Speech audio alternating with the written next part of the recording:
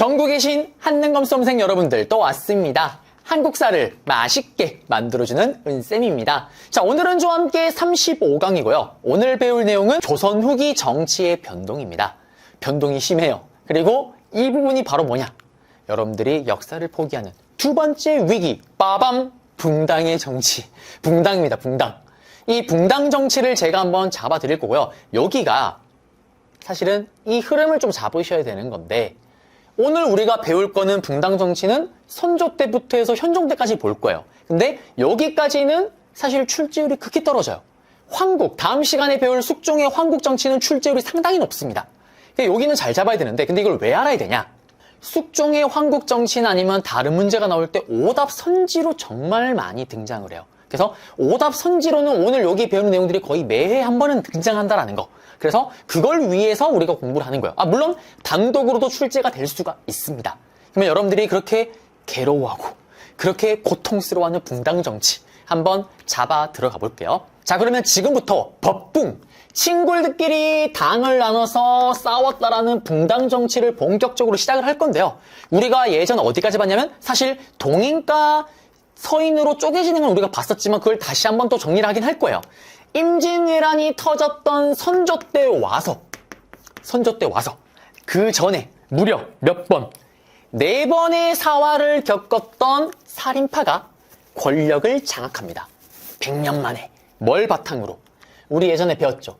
서원가 향약을 바탕으로, 그래 니들은 중앙을 먹어라, 난 지방을 먹겠다라면서 선조 때 살인파가 100년 만에 권력을 장악하죠. 근데 권력을 장악하고 나니까 지들끼리 쪼개진다고 얘기를 했습니다. 살인파가 동서남북노서, 동인과 서인으로 쪼개진다라고 얘기를 했어요. 이 서인 같은 경우는 워워워워 서두르지마 나이 많은 기성살인, 동인은 동해번쩍 서해번쩍 젊은 파릇파릇한 신진살인. 이들이 쪼개진 이유는 뭐였나요? 첫 번째는 예전에 있었던 척신정치, 훈구파를 어떻게 처리할지를 놓고 척신정치 잔재 청산을 놓고 치열하게 대립을 합니다. 서두르지마 서인, 괜찮은 애들은 데리고 정치를 하자. 동인, 얘들 때문에 내 스승님, 내 제자가 죽였다, 씨를 말려버리자, 둘로 쪼개지고, 그 다음에 이조전랑이라는 관직 자리를 놓고 쪼개집니다. 이 직책은 3사를 임명할 수가 있죠. 사간원, 사원부, 홍문관.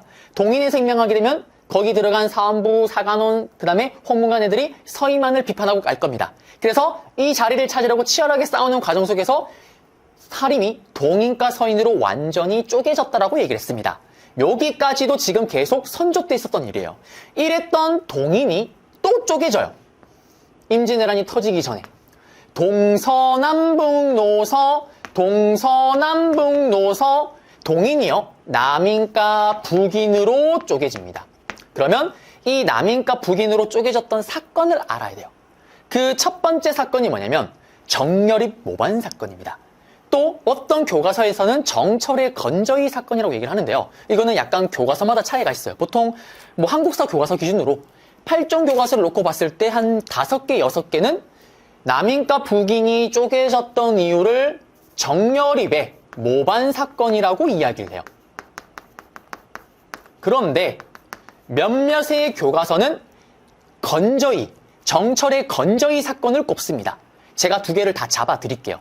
그리고 이 정렬입 모반 사건은 단독으로 출제가 되진 않더라도 오답 선지로 정말 많이 등장을 해요. 잡으셔야 됩니다. 자, 그러면 일단 남인과 북인으로 쪼개지는데 큰 역할을 했던 정렬입 이야기를 좀 해볼게요. 사실은요, 이 정렬입이요, 원래는 정당이 서인이었어요, 여러분들. 서인이었다가 동인으로 당을 갈아탄 거예요, 여러분들. 선생님, 그게 어쩌라고요? 뭐 대단한 거라고. 잘 생각해봐요, 여러분들. 그럴 리가 없겠지만 전직 문재인 대통령이 더불어민주당에서, 그럴 리가 없겠지만 국민의힘으로 당을 갈아탄 거예요. 말이 돼요? 지지자들이 들고 일어날 거예요. 또 반대로 지금 현재의 윤석열 대통령이, 그럴 리가 없겠지만 국민의힘을 탈당하고 더불어민주당으로 입당을 한 거예요. 말이 돼요? 그걸 한 게 정렬입이에요. 그러니까 동인으로 당을 갈아타니까 서인에서 어떡할까요? 눈에 쌍심지를 켜고 정렬입을 쳐다보고 있는 거예요. 저놈 봐라, 한번 두고 보자. 그랬던 정렬입 은퇴를 했습니다. 은퇴를 하고 경상도로 낙향을 해요. 그리고 경상도에 낙향을 하고 봤더니 아니 왜구들이 너무 미쳐 날뛰는 거예요. 지방이 이렇게 편하게 낙향하고 있었는데 저 왜구를 좀 잡아야 되겠다. 그래서 대동계라는 조직을 만들어서 왜구를 좀 소탕하려고 합니다. 그러자 호심탐탐 기회를 노리고 있던 서인이 나이스 샷, 찬스가 왔다. 전하! 응? 전하! 여립여립 정여립 영모! 지방에서 군대를 만든 이유는 영모! 선조가 영모 맞네? 이? 그러면서 정여립이 작살이 나기 시작합니다. 이때 정여립을 비롯한 정여립과 친한 애들이 다 같이 옥에 갇혀 다 죽임을 당해요. 이거를 뭐라고 얘기를 하냐면 기축옥사라고 얘기를 합니다. 그래서 한능검 심화의 오답 선지로 이게 너무 많이 나와요. 기축옥사 정여립 모반 사건. 정여립 모반 사건을 계기로 그러면 남인과 북인이 쪼개지도록 하는데 이게 또 무슨 연관이 있나요? 자, 동인에 소속돼 있던 정여립인데 동인이요. 그 안에 보게 되면 느슨하게 사실은 남인과 북인으로 쪼개져 있던 상태이긴 해요. 드러내놓고 쪼개진 건 아니지만 이게 무슨 말이냐 이렇게 생각하면 될 것 같아요. 제가 중학교 때 1학년 2반이었어요. 갑자기 뜬금없이 중학교 얘기를 왜 하냐. 제가 생긴 것과 다르게 운동을 좀 했습니다. 한때 대구 육상계의 별이었어요. 육상을 중학교 때 했었습니다. 그래서 달리기를 좀 잘했었는데 그게 있어요. 그 대회가 어떻게 운영이 되냐면 제가 대구시에 있었잖아요. 그러면 대구에 무슨 동이 있을 거 아니에요. 동대회부터 먼저 해요. 그래서 동에서 1등, 2등, 3등이 그 다음에 한 단계 높은 구대회를 나가는 거예요. 그래서 그 구대회에서 1등, 2등, 3등을 하면은 그 다음에 이제 시대회로 나갑니다. 그래서 시대회에서 1등, 2등, 3등을 하면 그 유명한 전국 소년체전에 출전할 수가 있어요. 저는 대구 시대회에서도 입상을 했어요. 그래서 전국 소년체전에 나갈 수가 있지만 생각보다 또 공부를 못하진 않았거든요. 그래서 저는 육상하기 싫어요. 나 공부해서 그냥 인문고 갈래요. 해서 육상을 접었습니다. 그래서 지금도 사실 달리기를 좀 잘하는 편이에요. 제가 군대 시절만 해도 별명이 그때는 동망리 철원의 KTX였어요. 너무 빨라서. 어쨌든 다들 아시는 것처럼 그 얘기를 왜 하냐면 남자들은 알 거예요. 모든 운동의 기본 베이직은 달리기예요. 달리기를 잘하면 전부 다 모든 운동의 기본 평타 이상은 쳐요. 특히 저 같은 경우는 축구도 잘했고요. 그다음 농구도 좋아했었습니다. 그래서 1학년 2반 때 제가 약간 인싸기질을 했었기 때문에 애들을 모아서 축구팀을 만들었어요. 위저드라는 축구팀을 만듭니다. 마법처럼 축구를 하겠다. 그렇지만 안타깝게도 한 번도 그렇게 한 적은 없어요. 근데 그 위저드 축구팀이 지금 또 친구들끼리 만나고 해요. 결혼식도 막 하고. 그 다음에 또 그때 1학년 2반 애들 중에 또 농구를 좋아하는 애들도 있었어요. 제가 그래서 그들을 중심으로 농구팀을 만들어요. 농구팀 이름이 보람입니다. mä처럼 날아서 덩크를 하겠다. 안타깝게도 제가 키가 크지가 않아서 덩크를 못하고 있습니다. 어쨌든 이게 뭐냐면 이거예요. 동인이라는 1학년 2반 안에 축구를 좋아했던 애들끼리 모여서 위저드라는 남인이 있었고요. 1학년 2반 안에 1학년 2반 동인 안에 농구를 좋아하는 애들끼리 보라매라는 북인이 있었던 거예요. 근데 어쨌든 1학년 2반 소속이었던 거예요. 무슨 느낌인지 아시죠? 자, 그럼 다시 돌아가서 정여립은 남인과 북인 안에서 쪼개지기 전에서 위저드와 보라매 안에서 사실 보라매 쪽에 가까웠던 거예요. 근데 이 북인이 어떤 애들이에요, 여러분들? 우리 예전에 배웠잖아요. 임진왜란때 거친 아저씨들. 왠지 칼을 들고 만주로 가야 됐던 그 아저씨들. 실제로 임진왜란 때 의병장을 맡았던 그 아저씨. 그 계열인 거예요. 그러니까 정여립도 보세요. 자기가 스스로 자비로 군대를 꾸려서 외구 무찌르러 가잖아요. 요런 계열인 거예요. 자, 무슨 말이냐. 정여립 모반 사건이 터지자 동인들을 다 잡아다 족칠 거 아니에요. 이때 서인에서 누가 나서냐면 정철이라는 인물이 주도를 해요. 그러면서 정여립과 친한 애들을 다 잡아들이는데 동인 안에서도 대부분이 전부 다 보람의 멤버겠죠. 아무래도. 그래서 정여립과 보람의 멤버 북인 애들이 싹 다 옥사에 갇히니까 어쨌든 1학년 2반이잖아요. 지금은. 그러니까 보람에서는 위저드, 같은 반의 1학년 2반의 위저드가 나를 좀 도와주길 바랬던 거예요. 근데 위저드 축구팀 애들이 어떻게? 야, 우린 같은 반 아니야. 몰라. 입을 쓱 닫습니다. 왜? 여기 잘못 도와줬다가는 여기도 다 뒤집어 쓰는 거 아니에요. 싹 쌩까버리는 거예요.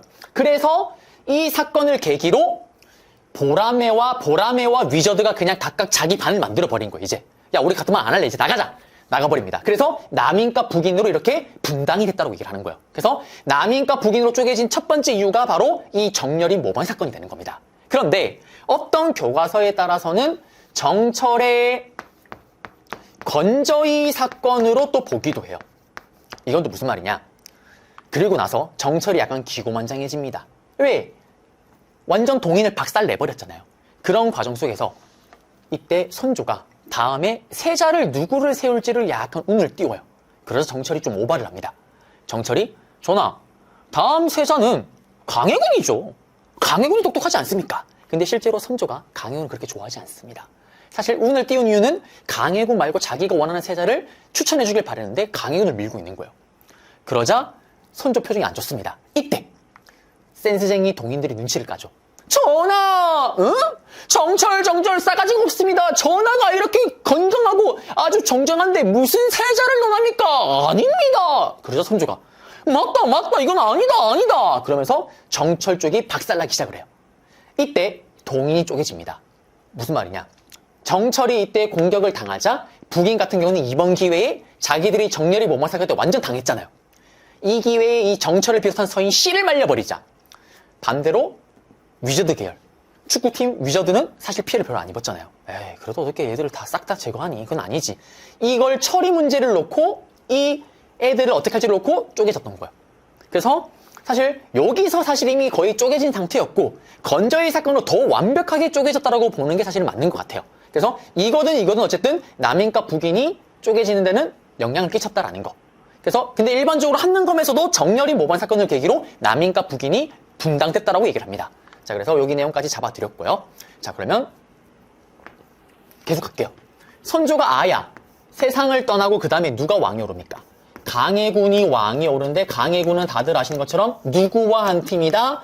임진왜란 때 자기와 함께 싸웠던 북인과 한 팀입니다. 아예 서인 같은 경우는 홀대를 받죠. 그러자 서인은 강해군은 충가효를 저버린 희대의 개쓰레기 군주란 이유로 인조 반정을 함께 주도하면서 인조가 왕위에 오르는데 크게 기여를 합니다. 그러면서 서인은 권력을 장악하게 되고요. 북인은 강해군이 사라지게 되면서 아예 영원히 정계에서 사라집니다. 그러면 인조 때는 중앙정계에 누가 남냐? 북인 플러스 이때 한 명 더 있었잖아요. 누구? 남인. 그래서 지금 북인은 사라졌으니까 인조 때는 서인과 남인이 남아있는 상태입니다. 그래서 서인이 모든 권력을 틀어쥐고 있고 남인이 약간 정치에 참여하는 이런 형태예요. 그리고 인조가 아야 죽습니다. 아야 죽으면서 어떤 일이 생기냐? 사실 인조에게는 첫 번째 아들이 있었습니다. 소현세자라고 해서 첫 번째 아들이 있었어요. 그리고 두 번째 아들이 누구냐면 복림대군이라고 해서 또 아들이 있었습니다. 그런데 볼모로 끌려갔던 소현세자가 10년이 지나서 조선에 다시 돌아왔는데 청나라 문물을 계속 받아들이는 얘기를 하는 거예요. 아빠, 파파. 서양의 물건을 또 보셨나요, 혹시? 제가 청나라에서 많이 봤습니다. 그러면서 막 망원경 꺼내고 막 이러고 있는 거예요. 그리고 아버지. 청나라가 진짜 문물이 많이 발전했습니다. 빨리 받아들여야 됩니다. 인조 아버지 입장에서는 너무 화가 치밀어 오르는 거예요. 아직도 삼전대 구력이 막 꿈에서 계속 떠오르는데. 그러면서 벼루를 팍 집어던져서 머리를 맞췄다는 기록도 있죠. 그러면서 소현세자는 의문의 죽음을 맞이합니다. 의문의 죽음을 맞이해요. 그러면서 둘째 아들이었던 복림대군이 즉위를 합니다. 그가 바로 효종이에요. 그러면서 우리가 지난 시간에 봤잖아요. 효종은 우리 아버지에 대한 복수를 하겠다. 북벌을 준비했고요. 그러면서 이때 함께 했던 인물이 누굽니까? 송시열 그리고 이완 같은 인물과 함께 준비를 합니다. 특히 아버지였던 인조가 만든 오군영 중에 하나였던 청나라를 친다고? 어영청. 청나라를 친다고? 어영청을 중심으로 준비를 하죠.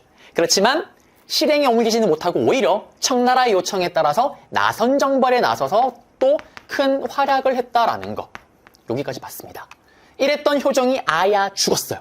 그리고 오늘 붕당 정치의 하이라이트라고 할 수 있는 현종이 즉위를 합니다. 현종이 즉위를 하는데 이때 어떤 일이 생기냐? 바로 예송농쟁이라는 게 생겨요. 이 예송농쟁은 뭐냐면 송장에 대한 예의를 놓고 싸우는 거예요. 송장에 대한 예의를 놓고 싸우는 게 바로 예송농쟁입니다. 그럼 이게 무슨 말이냐? 자, 보세요.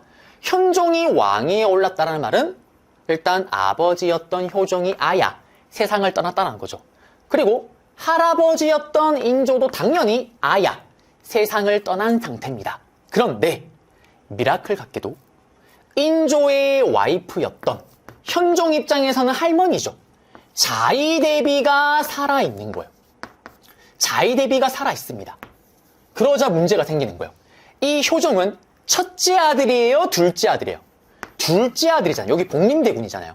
그러니까 엄마였던 자이대비는 아들 효종이 죽었는데, 그러니 상복을 입어야 되는데 이 상복을 둘째 아들에 맞춰서 상복을 입냐, 첫째 아들로 맞춰서 상복을 입냐 놓고 큰 논란이 벌어진 거예요. 그게 예속 논쟁입니다. 자이대비의 복상 문제를 놓고. 자, 그러자 지금 중앙정계에 남아있는 세력이 어떤 세력이에요, 여러분들? 서인이 남아있고 지금 남인이 둘이 남아있잖아요. 지금 인조 때부터 쭉 권력을 틀어지고 있던 게 서인이죠. 서인 같은 경우는 뭐라고 얘기하냐? 자이대비, 당신은 아들에 대해서 상복을 입어야 되는데 어쨌든 효종 전하는 둘째 아들이지 않습니까? 그러므로 당신 당연히 둘째 아들에 맞춰서 상복을 입어야 된다라고 얘기를 해요. 반대로 남인은 뭐라고 하냐? 아니다. 왕은 특별하고 스페셜하다. 비록 효종 복림대군이 팩트는 둘째 아들이지만 둘째 아들이 아니라 올려치기해서 첫째 아들로 계산을 해서 상복을 입어야 된다라고 주장을 합니다. 이게 1차 예속 논쟁이에요. 이게 1차 예속 논쟁. 그러자 현종은 어떤 선택을 할까요? 현종은 당시 어떻게 보면 집권 세력이었던 서인의 편을 들어줘요. 그래서 1차 예송은 서인이 승리를 합니다. 자, 그런데 시간이 흘러 이젠 어떤 일이 생기냐? 이제는 바로 여기 좀 쓸데가 없나요? 여기다 쓸까요, 그냥? 이제는 효종비가 아야 세상을 떠나는 일이 생겨요. 그러다 또 난리가 나요. 왜? 또 미라클처럼 인조의 와이프였던, 현종의 할머니였던 자이대비가 여전히 살아있는 거예요. 이번에는 이 자이대비가 자신의 아들의 와이프, 한마디로 며느리의 죽음에 맞춰서 어떻게 상복을 입을지를 놓고 또 논란이 벌어진 거예요. 이게 2차 예속 논쟁입니다. 서인은 또 뭐라고 하냐? 자이대비, 당신은 며느리에 대해서 상복을 입어야 되는데 당신의 며느리 효종은 어쨌든 둘째 아들이다. 그러니까 효종의 와이프 효종비는 당연히 둘째 아들의 며느리, 둘째 아들의 와이프, 둘째 아들의 며느리로서 상복을 입어야 된다라고 주장을 합니다. 둘째 아들의 며느리로. 그러면 남인은 또 뭐라고 얘기할까요? 아니다. 왕은 특별하고 스페셜하다. 팩트, 사실은 효종이 둘째 아들이 맞다. 그러므로 효종의 와이프, 효종비는 둘째 아들의 며느리로서 예우를 하고 제사를 지내는 게 맞다. 그렇지만 왕은 특별하고 스페셜하다. 효종을 첫 번째 아들로 올려치기를 해야 되고, 그러므로 당연히 효종의 와이프 효종비는 둘째 아들의 며느리가 아니라 첫째 아들의 며느리로서 계산을 해서 자이대비가 상복을 입어야 된다라고 주장을 합니다. 자, 똑같은 예경이죠. 그러면 이때 현종은 누구 편을 들까요? 이제 몇 년 시간이 지났잖아요. 여러분들이 볼 때는 이 논쟁이요, 정말 세상에 쓸모없는 것처럼 보일 거예요, 아마. 근데 이게 정말 중요한 문제입니다. 왜 그러냐 보세요. 서인의 말대로 가면은 맞잖아요. 팩트 그대로. 둘째니까 둘째로 계산을 하자라는 거잖아요. 그럼 이게 무슨 말이냐? 왕이나 양반 사대부나 별거 다를 게 없다라는 거예요. 맞잖아요. 근데 남인의 말대로 가면 둘째지만 첫째로 올려쳐서 계산을 하자라는 거잖아요. 그럼 이거 뭐예요? 왕과 신하는 이것 봐라. 클래스가 다르다. 다른 존재다라는 거죠. 왕이 신하보다 더 우위에 있다는 거잖아요. 이런 내용이 담겨 있는 거예요. 그러니까 이거는 피 터지고 싸울 수밖에 없습니다. 현종 입장에서도 처음에는 갓 왕이 오르고 이 사건이 터지니까 집권 세력이었던, 권력을 틀어진 서인의 편을 들어줬는데 시간이 지나고 나이를 먹으니까 얼마나 괘씸해요. 뭐? 내가 왜 니들과 똑같아? 왕은 특별하고 다르지. 올려치는 게 맞지. 첫 번째대로 계산하는 게 맞지. 그러면서 2차 예속 논쟁은 현종이 남인의 편을 들어줍니다. 그러면서 남인이 권력을 틀어진 상태로 장희빈을 사랑했던 숙종으로 들어가는 거예요. 현종 다음에 이제 숙종입니다. 즉위하는 왕이요. 그래서 그거는 다음 시간에 배울 거고요. 그러면 시험에 사실 단독으로 출제가 되면 여기 현종 부분에 예속 논쟁이 그나마 나올 확률이 여기서는 높아요. 그렇지만 그렇진 않더라도 지금 제가 써드린 것들이, 이런 내용들이 전부 다 오답 선지로는 정말 많이 다 활용이 됩니다. 그래서 정리를 한번 할 필요는 있는 거고요. 돌아와서 여기 나오게 되면 어떻게 되냐? 캐릭터가 나와요. 자이대비가 상복을 어떻게 입어야 되지? 샤랑샤랑 꼴랑꿍. 다음 대화가 이루어졌던 시기에 볼 수 있는 내용으로 옳은 것은 전례 문제, 예절 문제잖아요. 전례 문제를 놓고 지금 예송이 벌어졌다, 또는 예속 논쟁이 벌어졌다 찾으면 정답이 되겠습니다. 그래서 나올 수 있는 거 다 알려드렸어요. 이제 다시 PPT로 갑니다. 자, 아까 제가 말했던 내용들이 여기 표에 다 들어가 있는 거죠. 이거는 제 교재에도 있는 표고요. 자, 그러면 빠르게 정리해 볼게요. 붕당 정치, 법붕, 친구들끼리 같은 코드끼리 당을 만들어서 이제 비판하고 하는 건데 싸움으로 나가는 거고, 일단 살인이 집권하면서 동인과 서인으로 쪼개집니다. 척신 정치 잔재 청사 문제, 이주열랑 임명 문제로요. 그리고 했던 내용이고, 넘어가시게 되면은 정여립과 정철의 건저희 사건으로 동인이 북인과 남인으로 분화가 돼요. 정여립 모범 사건은 정여립이 대동계를 조직했는데 역모를 뒤집어쓰고 정철이 기축 옥사를 주도합니다. 그러면서 친했던 동인들이 다 제거가 되죠. 그리고 정철의 건저희 사건은 정철이 강해군을 왕세자 책봉을 밀어요. 근데 손조가 사실 원하는 건 딴 사람입니다. 이걸 미니까 불쾌해. 그러자 어떻게 요걸 빌미로 동인이 정철을 디스라고 정철이 피해를 입죠. 그러면서 서인의 처벌 문제를 놓고 이제 동인이 남인과 북인으로 쪼개집니다. 거친압지 북인들은 다 죽여버리자. 왜? 이때 피해를 입었잖아요, 이미. 그 얘기고요. 했던 거 반복이고요. 그리고 붕당 정치의 변화입니다. 보시면은 강해군 때는 북인이 권력을 장악하고 서인과 남인이 함께. 그렇지만 인조 반정으로 강해군이 아웃. 그러면서 서인이 권력 독점, 살아남은 남인이 함께 정치를 합니다. 그리고 복림대군 효정이 즉위하면서 북벌을 준비합니다. 송시열, 송중길, 이완 등이요. 그러면서 군대 어영청을 중심으로 북벌을 준비하지만 하지는 못하고 결국 나선정벌의 동원에 따라 위기를 했었고요. 그리고 예송 논쟁입니다. 현종 때 두 차례 예송 전례 문제로 벌어져요. 특히 서인과 남인의 대립인데 효정이 둘째 아들이니까 이걸 어떻게 할 거냐. 효정과 효정배가 죽었는데 둘째로 계산하냐 첫째로 계산하냐. 그거에 따라서 할머니였던 자의대비가 상복을 몇 년 입냐가 달라집니다. 그리고 서인의 대표주자 송시열, 인물 문제로 단독으로 출제가 돼요. 송시열은 왕이나 일반 사대부가 똑같다. 남인의 허목과 윤우, 인물 문제로 단독으로 출제된 적이 있습니다. 그렇지만 아니다. 왕은 그래도 다르다. 똑같이 적용할 수는 없다. 이렇게 차이가 있었고요. 자, 보시면 1차 예송을 기해예송이라고도 불러요. 보시면 효정이 사망을 하자 효정의 엄마 자의대비가 상복을 어떻게 했냐. 서인은 둘째 아들, 그러니까 짧죠, 기간이 1년. 남인은 첫째 아들, 그러니까 기간이 길죠, 3년입니다. 그렇지만 서인이 승리를 거뒀고 2차 예송은 갑인 예송이라고도 얘기를 해요. 이때는 효정의 와이프 효정비가 아야 세상을 떠납니다. 이때 시어머니였던 자의대비가 상복을 어떻게 입냐. 서인은 둘째 아들이니까 기간이 또 짧겠죠, 9개월. 보세요, 남인은 첫째로 계산하니까 1년. 이때는 남인이 승리를 거둡니다. 그 상태로 이제 장혜빈을 사랑했던 수종 때 들어가는 거예요. 남인이 권력을 장악한 상태로요. 그리고 여기 주장했던 내용들이고요. 넘어가서 1차 예송 기해 예송이고요. 효정이 돌아가셨을 때. 그 다음에 대비께서 서거했대요. 이거는 2차 예송 갑인 예송이고요. 그래서 문제 볼까요? 이거는 제 교재는 안 넣습니다. 이게 하도 오래된 문제라서 고급 43회 26분 문제인데 현종 때 일어난 삐리리. 효정 사후 인조 개비인 자의 대비의 복상 기간을 두고 벌어진 논쟁이래요. 예송 논쟁. 서인과 남인 사이에 발생한 전례 문제이다. 끝났죠. 정답 2번입니다. 그리고 여기 보시면은 나머지는 넘어갈게요, 그냥. 그리고 붕당 정치의 변화인데 우리 남인 계열의 아까 허목 기억나세요? 인물 문제로 단독으로 출제된 적이 있다고. 허목이 1차 예송에서 송시열과 대비되는 사람으로 남인의 리더로서 논쟁을 벌입니다. 그리고 서인이 승리했잖아요. 자천돼요. 근데 2차 예송 때는 남인이 이기잖아요. 그러면서 우의정에 오릅니다. 그리고 나중에 황국을 겪으면서 좌천당한 후에 고향에서는 후진양성에 힘쓰기도 합니다. 그게 바로 허목이다라는 거고요. 그리고 이제 비변사입니다. 네, 비변사는 정치기구 문제로 시험에 단독으로 출제가 돼요. 여기는 판서로 잡겠습니다. 제가 앞에서 비변사를 살짝 언급한 적이 있긴 해요. 자, 비변사가 뭐냐면 이런 기구입니다. 변란을 준비하는 기구예요. 변란을 준비하는 기구입니다. 변란을 준비하는 기구예요. 오랑캐나 왜구가 쳐들어올 때 만들어졌던 임시회의 기구예요. 언제 만들어졌냐? 또 오늘 너무 안 썼네요. 강의에 이제 혼을 담다 보니.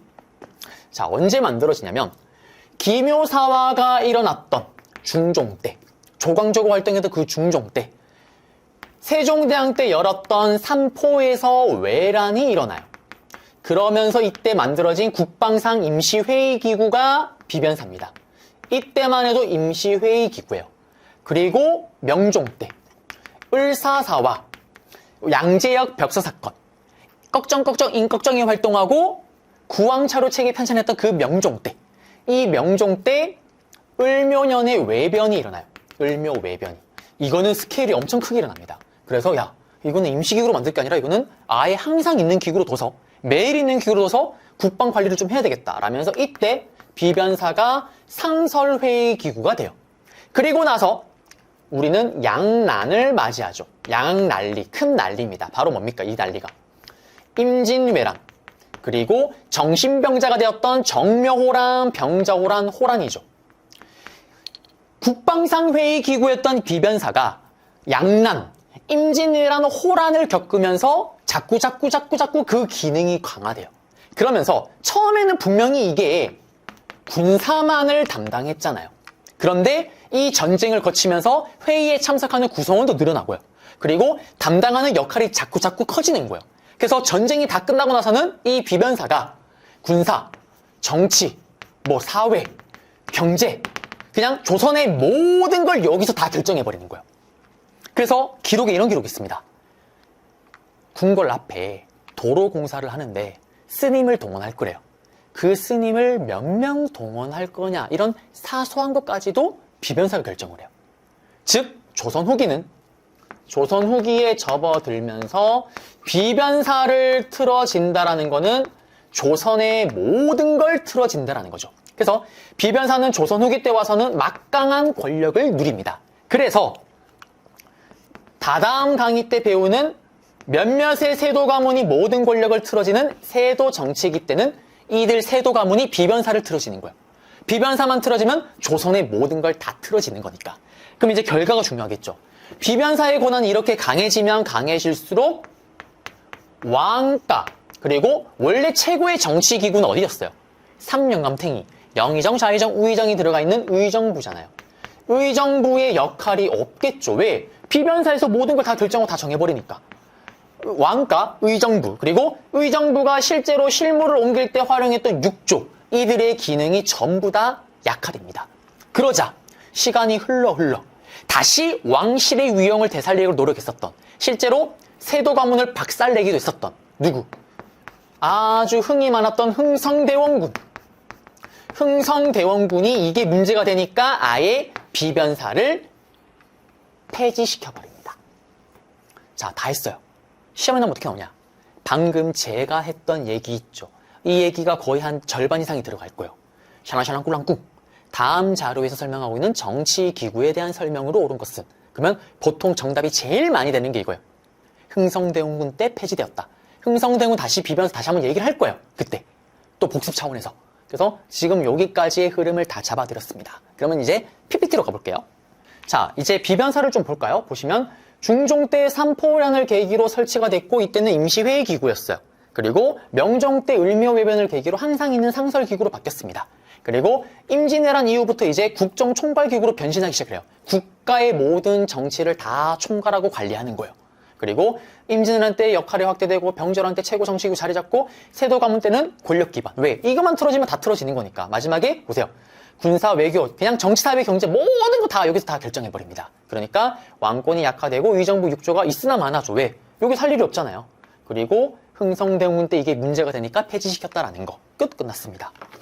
비변사의 얘기고요. 사료 얘기고요. 쭉 있고요. 그리고 문제 보겠습니다. 아까 이 사료가 여기 그대로 문제로 들어갔네요. 보세요. 작은 일이건 큰 일이건 전부 다 취급되지 않고 의정부는 이름밖에 없대요. 육조는 기능을 상실했대요. 명칭은 변방의 방비를 담당하는, 준비, 변란을 준비하는 기구. 비변사죠, 비변사. 그래서 비변사 내용을 찾으면 되는데, 여기 쭉쭉쭉 보시면 정답은 흥성대원군 시기에 사라졌다, 혁파되었다, 폐지되었다. 정답은 3번입니다. 3사입니다. 3사는 조선 후기 때 변질이 돼요. 이게 3사가 원래 사간원, 사원부, 홍문관이잖아요. 그러면서 원래는 정치를 견제하고 왕이나 신하들의 권력을 견제하고 하는 건데, 붕당 정치가 심화되니까 여기에 소속된 애들은 자기 당편을 드는 거예요. 반대편만 까는 거고. 그 얘기입니다. 하고 넘어가시면 돼요. 그리고 군사제도의 정비예요. 여기는 시험에 나옵니다. 판서로 잡을게요. 자, 조선 후기의 군사제도인데요. 우리가 사실 이거는 벌써 한 반 이상은 다 앞에서 이미 했어요. 조선 초기 때 원래 임진왜란 터지기 전까지 기본적으로 5위 체제였다가 임진왜란 때부터 시작을 해서 숙종 때 이제 완성이 됩니다. 조선 후기 때 5군령 체제가 확립이 돼요. 그러면 이때 5군령 같은 경우는 뭐냐? 첫 번째가 바로 훈련도감이죠. 우리 앞에서 문제도 풀었잖아요, 예전에. 훈련도감은 시험 문제 단독으로 출제가 됩니다. 5군형 중에 가장 먼저 만들어진 게 훈련도감이에요. 임진왜란, 임진왜란 도중에 만들어집니다. 우리가 일본 놈들에게 털린 이유는 뭐냐면 일본은 빵야 총을 쏘는데 우리는 총을 쏘는 사람이 없다. 그래서 포수, 총을 쏘는 포수, 그리고 활을 쏘는 사수, 칼을 쓰는 살수로 구성된 삼수병 체제의 군대를 꾸리고 얘들은 월급을 줍니다. 그래서 직업군인이에요. 제가 예전에 장교를 했던 것처럼 이들은 직업군인입니다. 그리고 월급을 받으니까 항상 대기하고 있는 상설군인이었다라는 거. 그리고 이걸 건의했던 인물이 누구냐면 류송룡입니다. 징비록을 썼었던. 그리고 이 류송룡의 건의로 만들어진 훈련도감은 계속 강조하지만 5군형 중에 가장 먼저 만들어진 군대다라는 거. 끝났습니다. 그리고 인조 때 와서 청나라와의 후군과의 관계가 심상치 않잖아요. 그리고 실제로 털리기도 하고요. 인조 때 3개의 군대가 만들어져요. 하나가 바로 어영청입니다. 어영청은 청나라를 친다고? 이거는 나중에 인조의 아들이었던 효종이 어영청을 중심으로 북벌을 또 준비했다라는 거고, 그 다음에 인조 때 또 만들어진 군대가 어디 갔냐면 총룡청이라고 있어요. 총룡청이라고. 그 다음에 또 하나가 뭐가 있냐면 수어청이라고 있습니다. 그래서 어영청은 좀 기억을 하시고 나머지는 그냥 인조 때 만들어진 거구나. 그리고 하나, 둘, 셋, 넷. 5군형이 하나 비었잖아요. 그게 누구냐 이제. 다음 시간에 배울 장희빈을 사랑했던 숙종 때, 장희빈을 지켜야죠. 지키기 위한 호위부대, 금이영을 만들었다라는 거. 최근에 심화가 숙종을 가지고 문제를 자주 냅니다. 그래서 장희빈을 사랑했던 숙종 때 안영복, 장희빈을 사랑했던 숙종 때 백두산 정계비, 장희빈을 사랑했던 숙종 때 장희빈을 지켜라 금이영. 아시겠죠? 그래서 이렇게 5군형 체제가 완성이 됐다라는 거. 끝났습니다. 다시 판서에서 이제 PPT로 가볼게요. 자, 이제 군사제도 정비 중앙군 5군형입니다. 훈련도감 중요하다고 얘기를 했었고, 유송룡의 건의에 따라서 임진왜란 도중에, 그리고 포수, 사수, 살수의 삼수병, 그 다음에 월급을 받으니까 항상 준비된 상설군, 상비군, 그 다음에 군사훈련, 수도방위, 국왕 보위를 했고요. 그 다음에 인조 때 후군과의 항쟁 과정 중에서 여러 군대가 만들어집니다. 어영청. 특히 근데 어영청은 북벌을 진짜 북벌 준비. 누구 때? 효종 때. 그리고 총룡청. 그리고 수어청이 있었다라는 거. 그리고 장희빈을 사랑했던 숙종 때 장희빈을 지켜라. 숙종 때 금이영. 수도 방어를 위해서요. 그래서 이거는 그 내용을 외울 게 아니라 어영청은 이제 북벌 준비는 기억하시고요. 어영청, 총룡청, 수어청이 인조 때구나. 금이영은 좀 기억을 하시고요. 수종 때로. 그리고 훈련도감 설치 내용 사료가 있고요. 이제 문제 볼게요. 쭉쭉쭉 나오면 임진왜란 도중에 유송룡의 건의로 만들었대요. 그리고 직업군인의 성격을 띠고 있대요. 쭉쭉쭉쭉 보시면 여기 포수, 사수, 살수의 삼수병 체제. 영호군 이거 2군 6이 고려시대고, 용장성 이거 삼별초고, 북계동계 고려고, 그 다음에 이건 아직 안 배웠죠. 정조 때 장용명. 군사제도 정비인데 이거 우리 예전에 제가 설명했었죠. 진간체제랑 재승방약체제, 그리고 다시 진간체제 복구. 여기서는 소고군 체제만 잡을게요. 이건 예전에 설명해드렸으니까요. 소고군 체제는 어떤 거냐면 이겁니다. 임진왜란 겪어보니까 이게 빼줬던 양반들 노비들도 전쟁이 진짜 크게 심하게 터지면 필요한 거예요. 그래서 그들까지 편제를 시킨 겁니다. 그래서 얘들은 평소에 생업을 하다가 뭐 군사훈련 이런 거 평소에 안 하다가 진짜 유사시에만 동원을 시키는 거예요. 그런데 이거 누가 들어가고 싶겠어요. 그러니까 나중에 시간이 지나면서 또 전쟁이 끝나니까 흐지부지 됩니다. 그래서 나중에는 밑에 계층만, 천민 노비들만 쭉쭉 들어갔다라는 거. 양반들은 기피했고. 그게 소고군 체제입니다. 그래서 여기 내용까지 잡아드리면서 우리는 오늘 해야 될 내용은 다 끝이 났습니다. 다음 강좌에서 여러분들을 찾아뵙도록 하겠습니다. 여러분들 고생하셨습니다.